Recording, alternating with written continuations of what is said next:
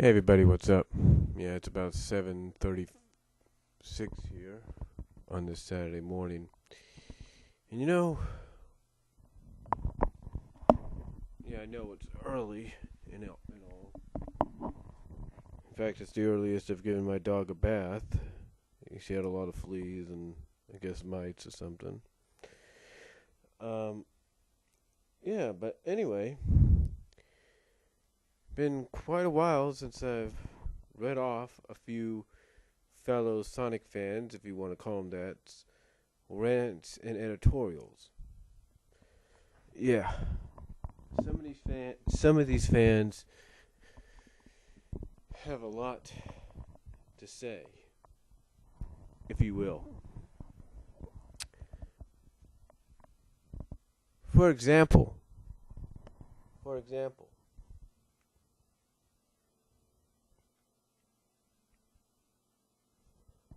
we have one fan that about a week ago, almost 2 weeks ago, wrote something, and I guess going to be a multi-part or maybe two-part solution,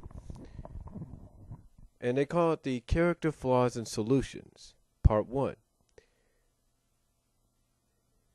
And this is what they said about almost 2 weeks ago. This is what they said almost 2 weeks ago. They said, part one, terrible and worthless characters.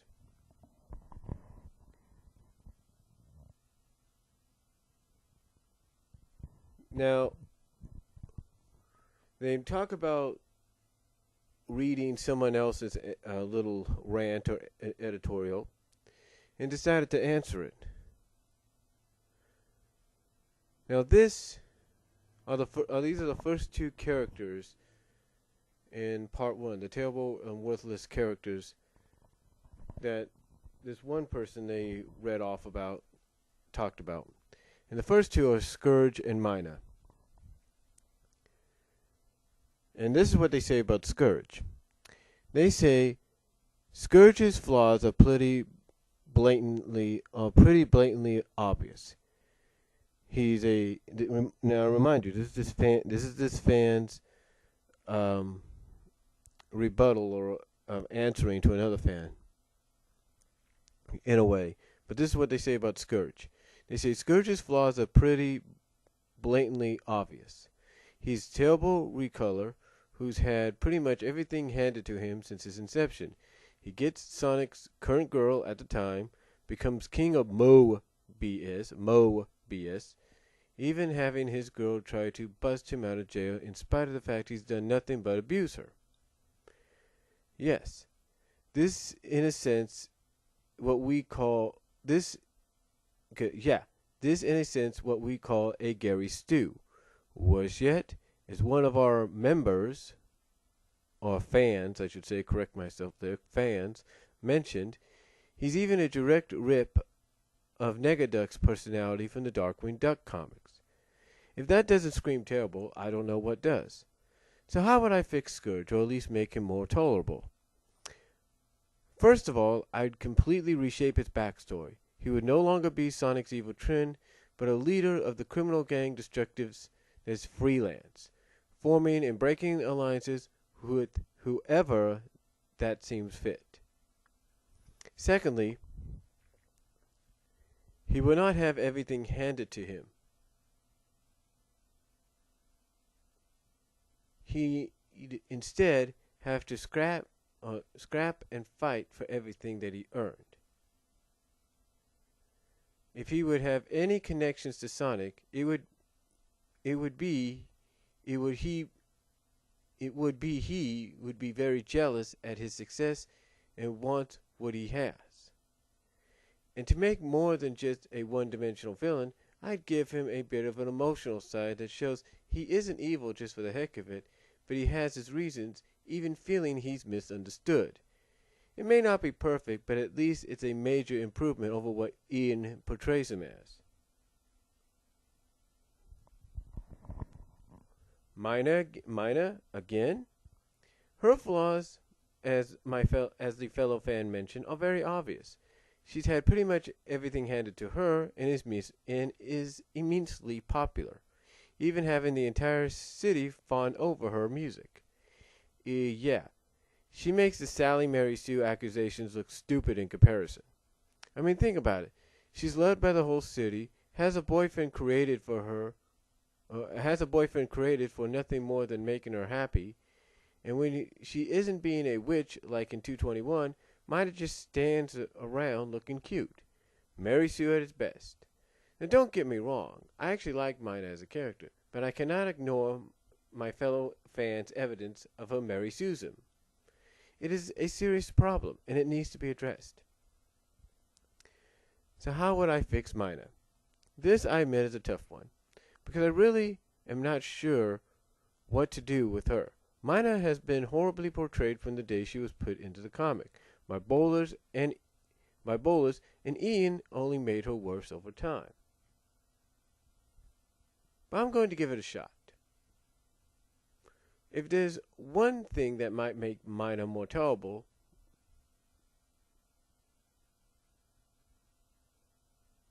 it could be of the following. Number one, she becomes a villainess, either due to bitter feelings against the freedom fighters for some reason I can't think of at the moment, or being caught and legionized by Eggman utilizing her speed and voice against them. Second, her so-called amazing singing voice has some magical abilities to it, where it can cause robots to seriously malfunction when she sings. However, the catch would be to keep this from being too powerful. Mina can only use that magical part of her voice for a very short time, of a very short period of time, due to it causing major stress on her body, risking a nervous breakdown, stroke, or a heart attack.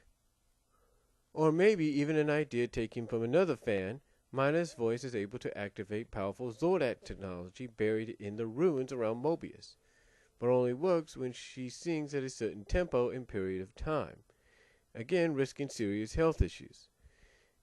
Yes, it's not perfect, but it can't be any worse than Ian's ideas for Mina. Now let's move on to two characters I believe are completely unsalvageable, Ash and Monkey Kong.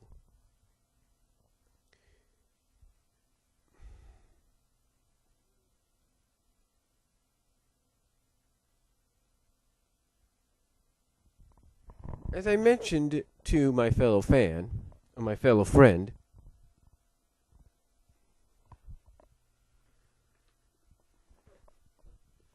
that's better. Okay, continuing on with what this person said. As I mentioned to my fellow fan or friend, Ash has done nothing outside of making Mina happy, and this is pretty pathetic of a character. Ash should never have been created. He adds nothing to the story. We haven't even seen him in an arc that doesn't have him talking about Mina either. Yeah, he's worthless.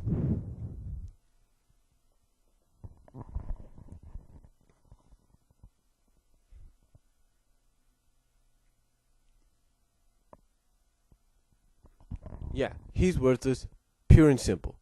Speaking of worthless, Monkey Kong just about takes the cake here.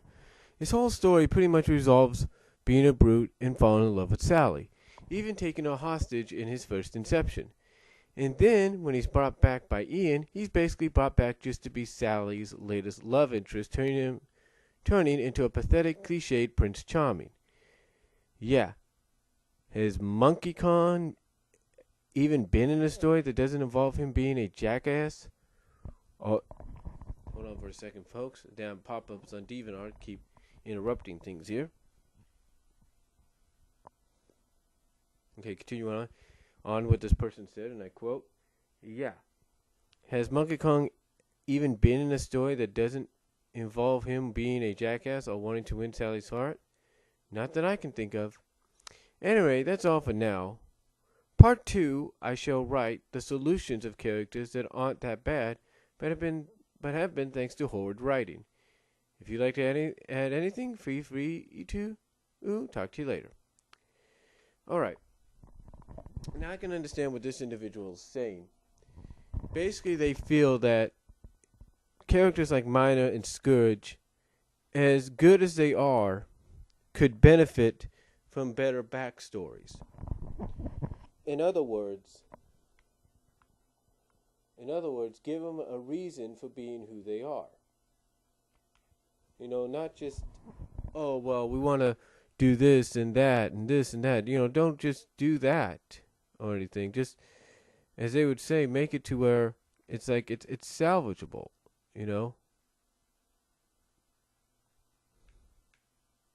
or make the characters tolerable, as they put it.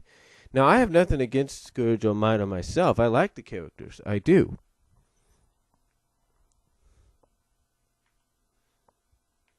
But I think mainly what it is,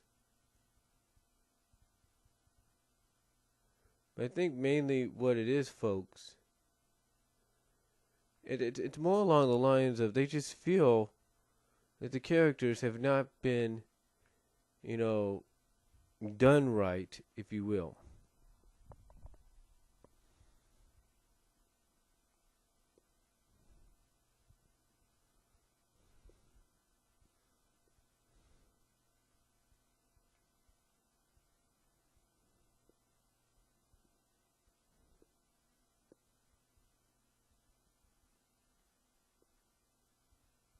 All right. The next one isn't long. It's just another fan, if you will, complaining or ranting about the solicits of Sonic 52 and 53. It's actually a fan posting a editorial written by another fan.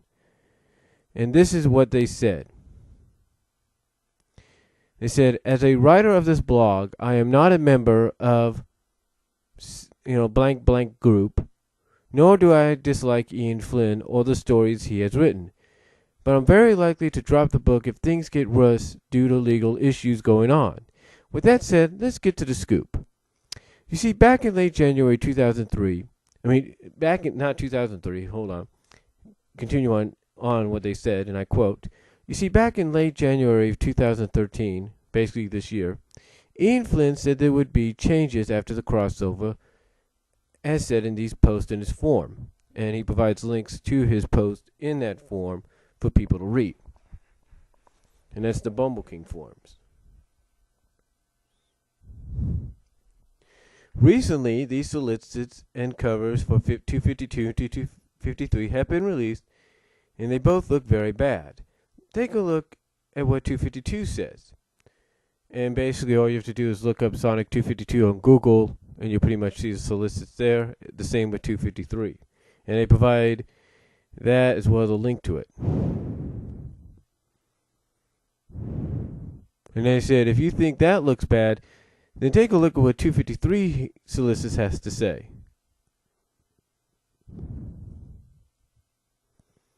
And again, you want to look it up, Google Sonic 253, and you'll pretty much find it. And they even provide a link to it. And then this is what they say at the end. They say, yeah, there's going to be an arc that will most likely take out all Pender's material, and it doesn't look good at all. It's heavy of Transformers 2 would say, and I quote, oh, this is bad. How do you feel about this? Let us know. So basically, this individual, along with the other fan,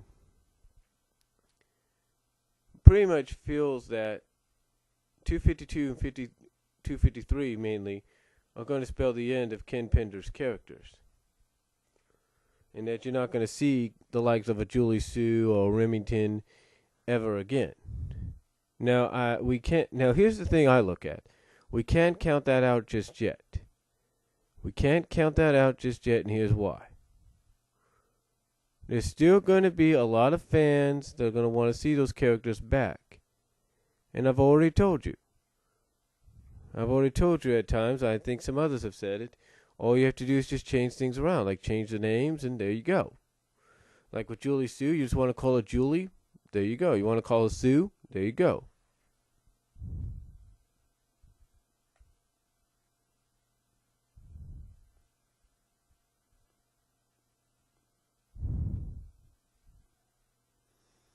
Okay, this next one here is done by a fan, and they call it a what if scenario. Now this fan, and this one I think is not that long, but this fan says, and I quote, they did this about a week ago, 1 week and 16 hours ago, 1 week, 16 hours ago, and this is what they said, and I quote, after reading 253's abysmal preview, a very crazy thought came to my mind soon after. Now bear in mind, for those... Oops. Hold on a second. Can we go back here? I accidentally hit something by mistake.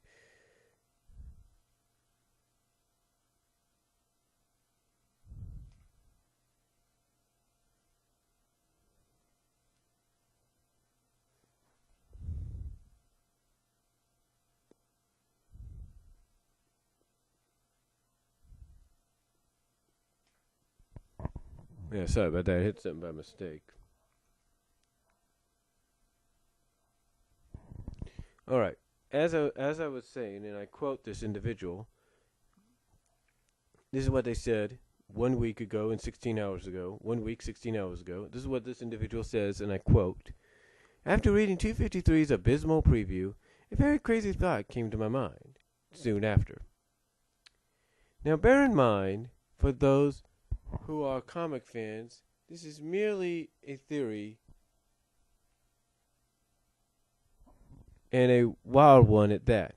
So again, keep your comments respectful if you don't like what I'm about to say.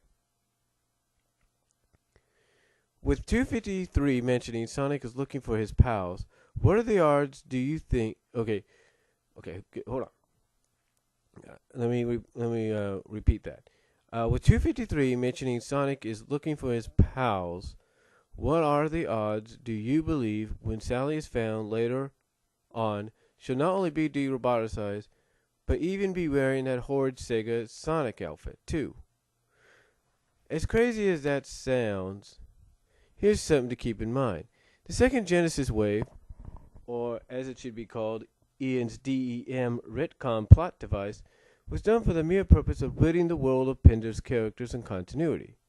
Granted, it's not a guarantee, but with Archie basically flipping off the work Pinder's has done here, I don't see what other main purpose for a second Genesis wave than that.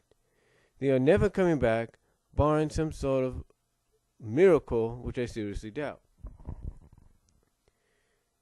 And with Ian being extremely lazy with how he de-roboticized Bunny in 252, who's to say he won't do the same with Sally too?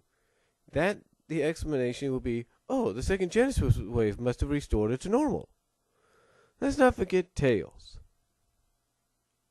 Okay, let's not forget. Tails was restored with a mere copy touch from Mega Man. A horrible, lazy DEM plot device if I do say so myself. Like I said, this is merely a theory on my part. And if I'm wrong about it, fine, so be it. But if I'm not, then no comic fan can dare say anymore Ian isn't a lazy writer, because that is the grand slam of laziness. The it already happened off screen explanation. Anyhow, that's all I have to say. Let me know what your thoughts are about this.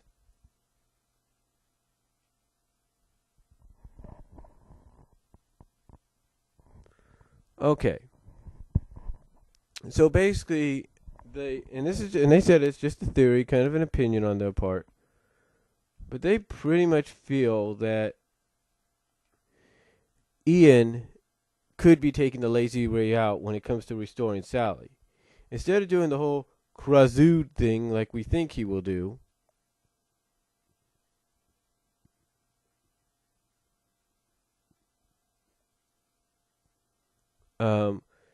they basically feel he's going to use the Genesis wave to restore her and give her the Sega, as they call it, the Sega Sonic look.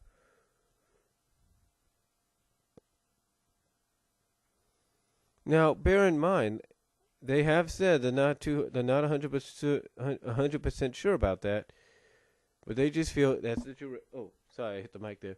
But they feel that's just the direction Ian is going to take. All right. Now, another fan, about 3 days and 18 hours ago, did one on what they dubbed shocking swerves. And what that means by that is basically swerves that are supposed to be shocking, but not necessary, I guess, in their opinion. But here's what this individual has to say about shocking swerves, and I quote, "Let's be honest, guys. Shock value is a major problem with Flynn's writing. Quite a few times, twists are done to surprise and upset readers more than they are for good storytelling, and often have another solution that could have been just as, if not more serviceable, and wouldn't have been a shock. So I'm going to list them off. Since I'm tired of beating this dead horse, I'll put 172 on the list. Honestly, I'm just bored of this buggered up crap now, and I'd rather spend my time finding another way around it than complaining about it. For completeness' sake, here it is. The twist.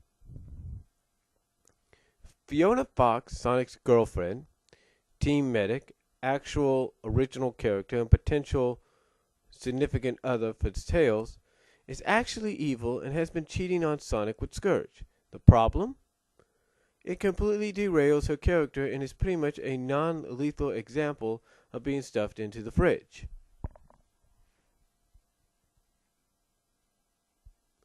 The solution? Of these, there are many. So I'll list two so we can get on to a new topic. One, Fiona develops in a way that fits with her character. She gets more depth as opposed to just becoming a different sort of shallow, at least good Fiona, as opposed to just becoming a different sort of shallow. At least good Fiona had the excuse of not being properly developed yet. Bad Fiona is just bland, and her character can progress. She also has parts with Sonic on amicable terms, and they remain friends afterwards. Explore the aspects of her character that were already there, instead of removing them and adding new ones with no rhyme or reason other than giving Scourge some arm candy. If you absolutely have to preserve the twist, then 2. Use a character for this purpose. Fiona in name only is just that. Her personality is different, her skill set is different, her backstory is altered, her appearance is different. The only link is name and species.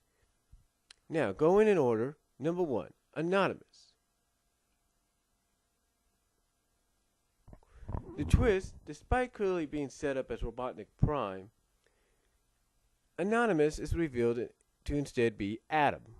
The problem, Robotnik Prime was clearly shown in silhouette as Anonymous in previous issues. In changing him to Adam, the series lost the potential for the return of an actual serious yet still classic Sonic villain, which would have opened up huge storytelling opportunities. All Adam did as Anonymous was finally kill Tommy Turtle, and that could have been done by Robotnik. Eggman also lost one of his most useful allies and was left with no underlings except his various Starscreams until Mecha Sally came along, and let's be honest, Mecha Sally kinda blows. The solution? Anonymous is Robotnik Prime. Who cares if it doesn't come as a surprise?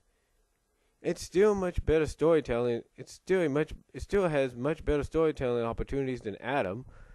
The change was only done to preserve the shock value, something that wouldn't have been needed if the foreshadowing wasn't utterly transparent. Flynn error. Archie can not do foreshadowing, it seems. So before any Flynn defenders get on the high horse about this, here's an example of him literally changing a story for the worst to preserve a shock value reveal. 2. The destruction of Knothole. The twist, Eggman nukes Knothole off the map and traps everyone but Sonic, Tails, Knuckles, and Amy in the egg grapes.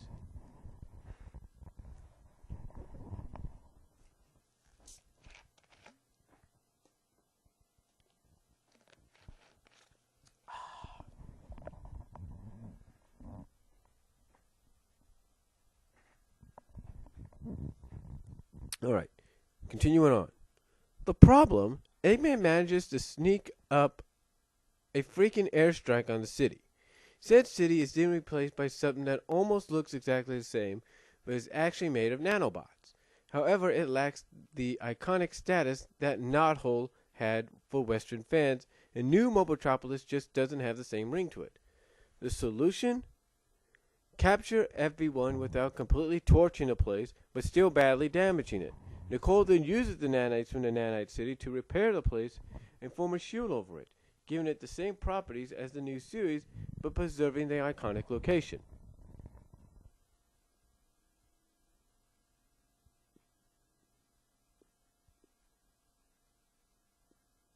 Three, Nuxorjack. Knuckles as Urjack. Knuckles as Urjack. Yeah. The twist, the new Urjack is Knuckles. The problem, in a rare exception, this isn't a problem. Nuxorjack is actually a pretty damn good story arc. The only real bad thing about it is Locke dying without closure. Solution? Give Knuckles and Locke some closure before the later dies. Done.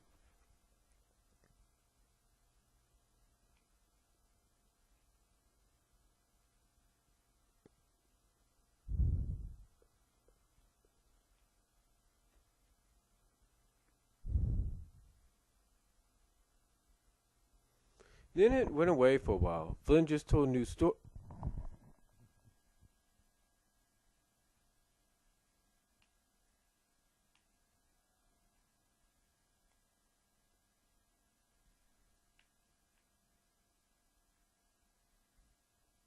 Then it went away for a while. Flynn just told new stories that weren't entirely horrible. On the whole, the things between Knuckles as Urjack and the end of the 100s was readable, aside from a few black spots, and those weren't due to shock value.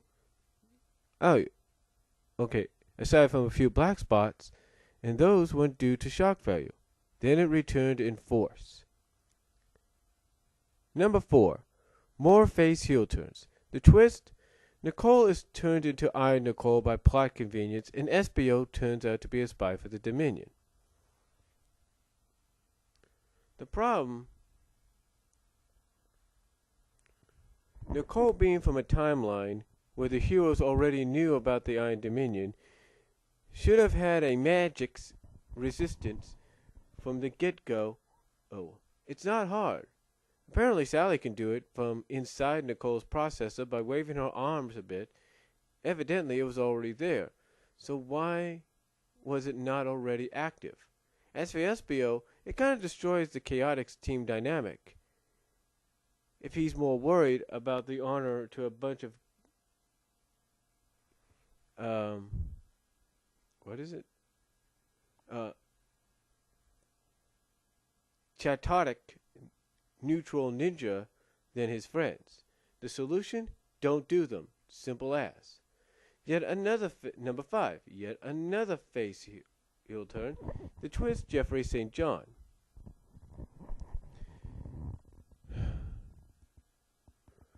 The twist, Jeffrey St. John, staunch supporter of the Acorns and thorn in Sonic's side for this exact reason, turns out to be evil all along and working for Naugus, despite Naugus having the mental facilities of a non-Mobian dog for a long while now. The problem? Just read that through again and tell me if it makes any sense. According to Jeffrey, Naugus is the rightful king because Max said he could be the next king in exchange for not being a complete dick to him in the void. Max promised the crown of the Kingdom of Acorn. The Kingdom of Acorn ceased to exist in 179, and the nation is now, the Republic of Acorns, which, as a constitutional monarch, is an entirely different method of government. So he technically has no right to lead it. If Elizus wants to pass the crown to his sister or daughter, if Elizus wants to pass the crown down to his sister or daughter. Furthermore, Naugus has time and again proven to be a horrible choice for a leader. By doing such things as attempting to get the Mobians and Robians to kill each other, also Jeffrey has a wife who is wholly loyal to the Acorns. The solution? Either don't do it, or have Jeffrey really be the mole trying to use Naugus' willingness to revive Naugus to expose that he's still a villain, then quietly explain this to Sonic afterwards. Number 6. Only mostly dead. The twist, Hershey the cat is stated to be dead by Jeffrey during a fight with the heroes. The problem, this death wasn't even meant to be a real thing. Hershey was supposed to turn up alive. It's another example of being stuffed into the fridge. It's a catalyst to drive Jeffrey over the despair event horizon. It's a shock reveal with no substance to provide motive for another shock reveal. The solution? Have Jeffrey dodge the question and later imply that Mogul / Naugus / both are keeping Hershey as a hostage for blackmailing purposes. 7. Only mostly dead again. The twist. Sally is gunned down during an assault on the Death Egg, while Sonic is too busy enjoying himself during the fight with Silver Sonic. The problem, first off, why did the Freedom Fighters only send Sonic and Sally into the Death Egg? Well, Nicole too, but she has no body up there. Tails, Amy, Antoine, Bunny, Rhoda, etc. were doing nothing to help. Oh, they were guarding Jeffrey? Put him in a cell under accusation of treason and go and help. Tails and Amy ferry them there and then just fly around outside. Sorry about that. I was trying to stop my dog from scratching her sore. Yeah, she's got a little pink eye or something like that. Also got stung by a bee, I think. Anyway, continuing on what this person says, and I quote, Tails and Amy ferry them there, or fly them there, and then they just fly around outside in the tornado doing nothing. Second, when it's something as serious as the Death Egg, Sonic would not put aside the mission in order to have a fight with the robot. Third, this death was pointless. Fans will say that it raises the stakes for Sonic to fix things after Genesis, but looking at Genesis, it's a world where only 4 of his friends were around and Eggman can roboticize anyone. That's high enough. The solution? Send more Freedom Fighters in. Have Sonic not get distracted too easily.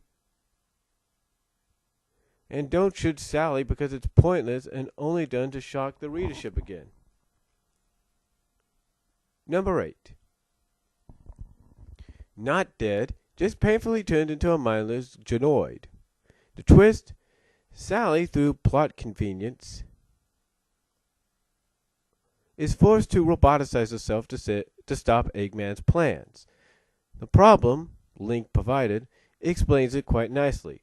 The solution is entirely forced. The situation is entirely forced. Down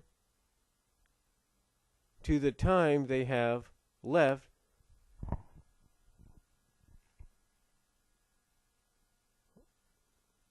fluctuating and Sally halting the list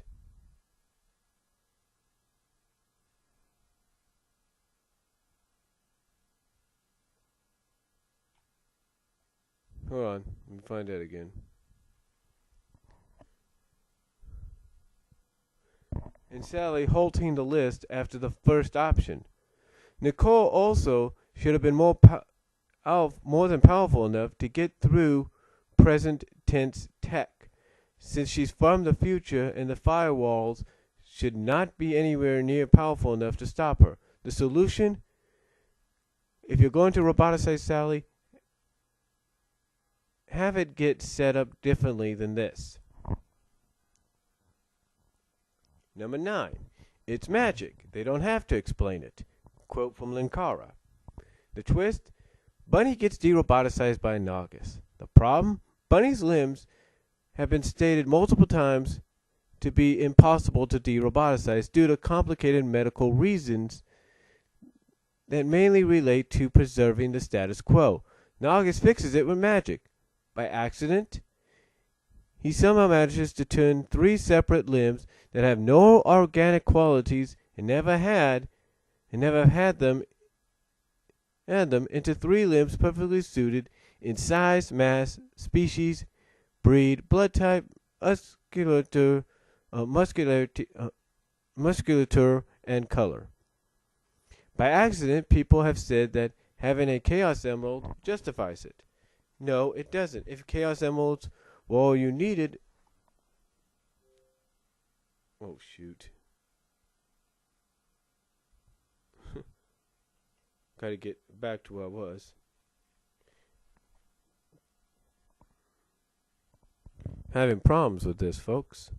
This is what I get for reading off my Xbox.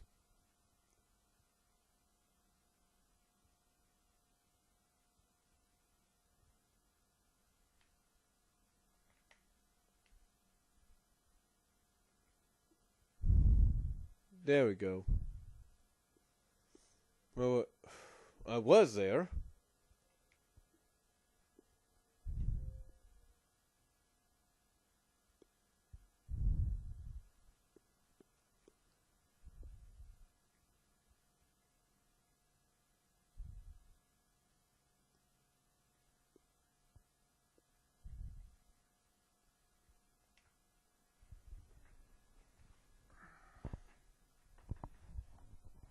Sorry about that.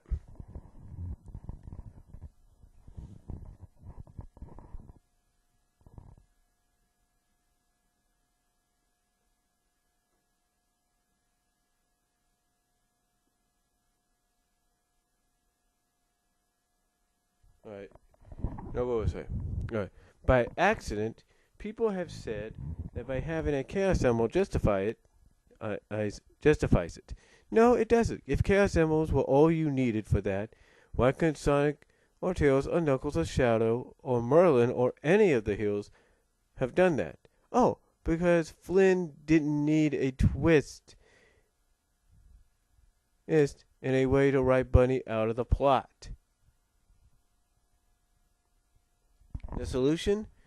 Don't do it and get her out of the plot by having her stay. Okay, don't do it and get her out of the plot by having her stay behind to guard Mobotropolis with Rotor.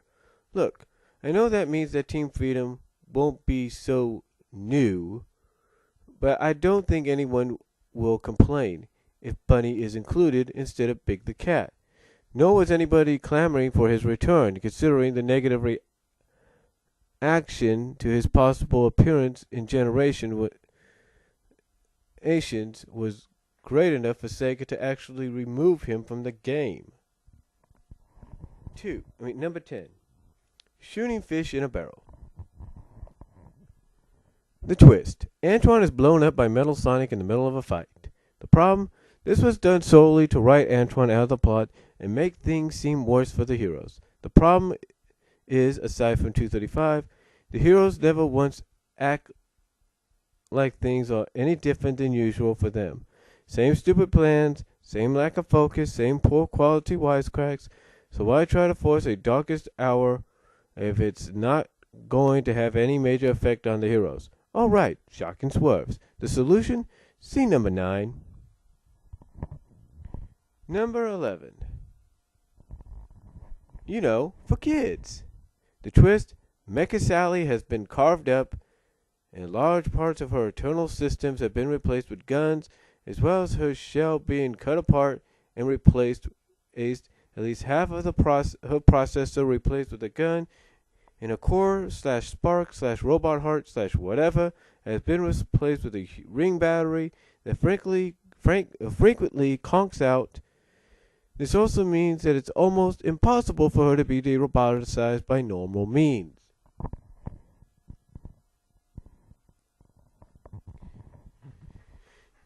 The problem, again, just read that again and tell me if you think that should be included in a kid's comic. If you say yes, you're probably screwed up in the head. Worse, Sally's optics are clearly lit up when Eggman goes for her with the blowtorch. and it's established canon that Robians all have their senses intact, that they have no power to stop themselves. Okay, and it's established canon that Robians have all the senses intact. They just have no power to stop themselves. So Sally felt her body being cut open and taken apart. Of course, it may not be a problem now, but only because she might have been lobotomized when her brain was taken apart and to squeeze another gun into her skull. The solution? Just don't. Number 12. Define traitor. The traitor that Silver has been searching for is in fact Sally. The problem, Sally cannot in any way be classified as a traitor. She's under mind control and has no way to stop herself. Yet Silver still describes her as the traitor, despite knowing this. He doesn't say, quote, we made a mistake. There was no traitor. The culprit was brainwashed, unquote. He calls her a traitor. Then it's also revealed without Silver investigating tales. This is also revealed without Silver investigating tales on Nicole. And he doesn't properly investigate Bunny. Just drop it after Sonic gets pissed at him. And he doesn't properly investigate Bunny. Just dropped it after Sonic gets pissed at him. It's also spelled out by Harvey, who, Harvey, is not only smarter than Silver, and would tell Silver that he made a mistake in his condemption,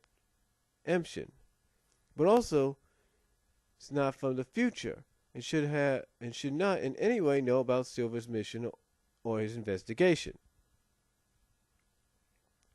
There are probably more of these, but this is my list so far. Feel free to suggest more entries if you like. The fact remains that these are examples of sharp twists and all are bad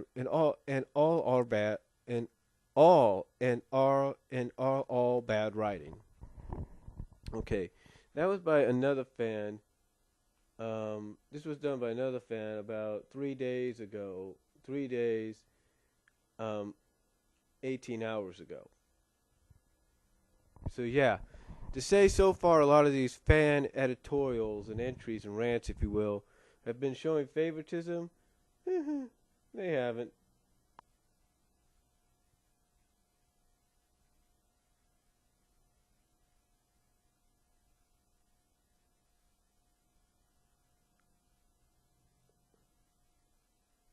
I mean, okay, I can understand the list and I respect him for taking the time to make that list, but it's like, first of all, this Mecca Sally thing, how many times do I have to come out and say, I don't think she was gutted or opened up? My solution, what I think happened, is she basically had weaponized armor placed on her.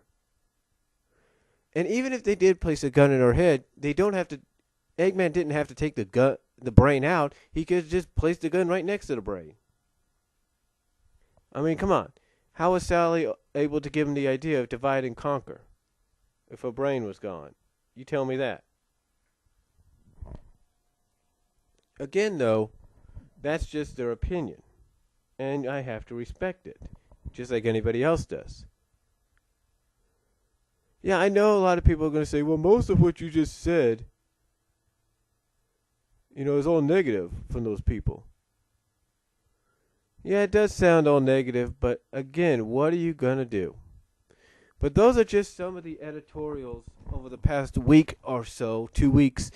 That's basically 2 weeks of Sonic fan editorials and all that. So let me know what you guys think. What are your thoughts on it? And I will talk to you all later.